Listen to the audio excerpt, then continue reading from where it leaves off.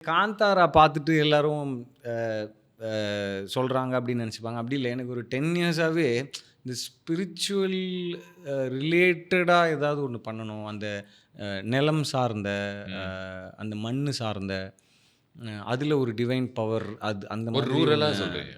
ரூரலா இருக்கலாம். எப்படி வேணா இருக்கலாம். ஆ. இல்ல ஒரு கேரக்டர் இப்படியாவும், ஒரு கேரக்டர் அந்த மாரியா கூட இருக்கலாம். ம். Something like that. அது ரொம்ப நாளா எனக்கு ஆசை.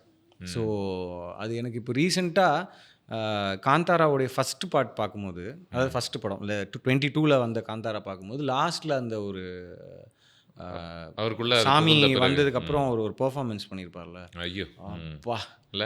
அது அந்த உண்மையாவே அந்த கதகளிலலாம் கண்ணு, புருவம் அதெல்லாம் வேலை செய்யும்னு சொல்லுவாங்கல்ல. அந்த மாரி பண்ணியிருந்தாரு Rishabh Shetty sir. So, I think அதெல்லாம் பெரிய முதல் இன்ஸ்பிரேஷனா வாட்டி இருந்தது. பார்த்துட்டு யாருமே மறக்க மாட்டாங்கன்னு நெனைக்கிறேன். ஆமா, அந்த ஒரு ஆமா. 10, 15 நிமிஷம். அப்புறம் அவருடைய இந்த சவுண்ட் அந்த வான்னு பண்றாரு. எனக்கெல்லாம் ஒரு 3 நாள் தூக்கத்துல கூட அந்த சவுண்ட் தான் வந்தது அந்த படம் பார்த்துட்டு.